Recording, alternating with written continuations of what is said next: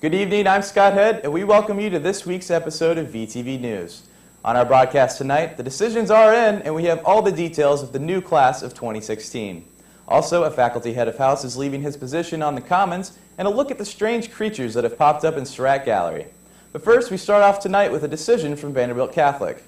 Vanderbilt Catholic will not re-register as an official student organization for the next academic year due to the university's enforcement of its non-discrimination policy, which requires registered groups to open leadership positions to all students regardless of belief. The decision announced Sunday is a significant loss for the university, which is in the process of bringing select student groups into compliance with the policy. Reverend John Sims Baker, chaplain of Vanderbilt Catholic, said, quote, "How could we sign such an agreement? Our purpose has always been to share the gospel and proudly to proclaim our Catholic faith. What other reason could there be for a Catholic organization at Vanderbilt? How can we say it is not important that a Catholic lead a Catholic organization?" End quote.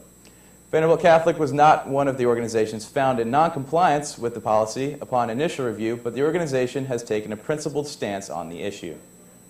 Dr. Mark Dahlhaus, the current director of the Office of Active Citizenship and Service and lecturer in the History Department, will leave Vanderbilt at the end of this semester to serve as President and Chief Executive Officer of the Washington Internship Institute located in Washington, D.C.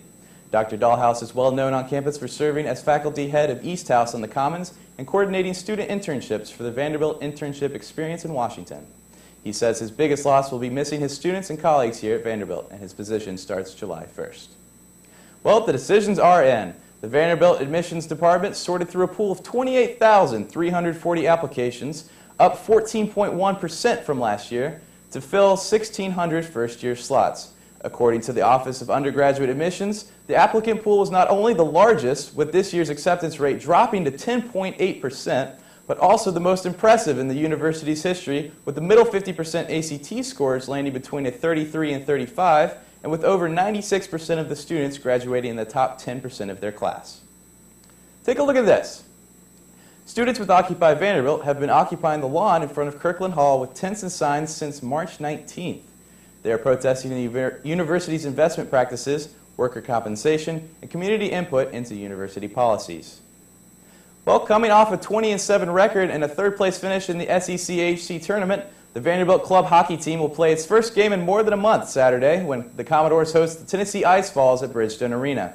The game will be the second annual I-40 face-off, coming off last year's win by a score of 6-2.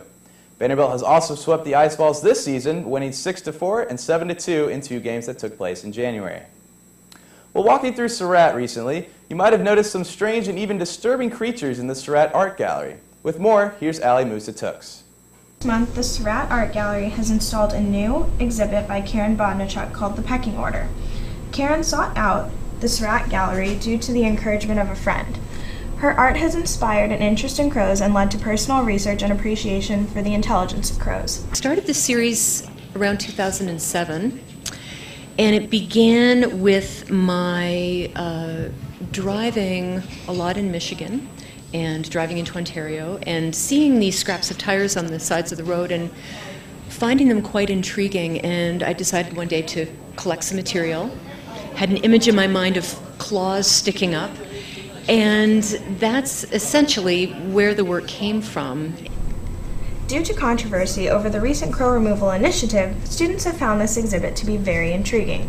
I think just responses in general, a lot of times people walk through the gallery and don't necessarily comment on it, but I think more than any other show we've had, certainly this year, we've had people come up to me and just say, what is going on? And a lot of people, it's funny because they think it has to do with the crow situation a few weeks back, the crow situation, and it's just kind of serendipitous the way it all worked out. So it's very timely, but also it's cool to have something that provokes discussion and really gets students thinking about what's going on around them and more specifically what's here in the gallery. Karen explained that her work was not inspired by the crow event on campus, but instead was inspired by the materials she found around her home. Thanks, Ali. This past Monday, the Vanderbilt Programming Board hosted a conversation with Mo Rocca in Sarratt Cinema. The talk, moderated by Vanderbilt Professor of Sociology Lori Woods, took on a very informal air, beginning with Rocca sharing facts about alpacas before talking about the entertainment business and the direction of news media in today's world. One of the reasons I like what I do is that I feel like my career has been going back to college and taking all electives, which is pretty awesome, which if I could go back to college, I would do anyway. And getting paid to learn, making a living learning stuff. You know, Lauren was mentioning that I was doing something on alpaca farming. In this last week, I was working simultaneously on the economics of alpaca farming, the 60th birthday of Mr. Potato Head, and the assassination of President James Garfield, which, you know, all at the same time. And I have to try to make sure that I don't confuse the stories. Because James Garfield kind of did look like Mr. Potato Head. Mo Rocca, at the conclusion of his talk, really wowed the audience. Apparently, Rocca is an amateur gymnastics enthusiast and ended the evening by doing a one-handed cartwheel while holding a glass of water steady. Take a look at this. Wow, pretty cool stuff. Sounds like a very interesting talk. Well, that wraps up this week's edition of VTV News. We thank you for joining us and hope to see you next week for a brand new episode. For all of us here at VTV News, I'm Scott Head. Good night.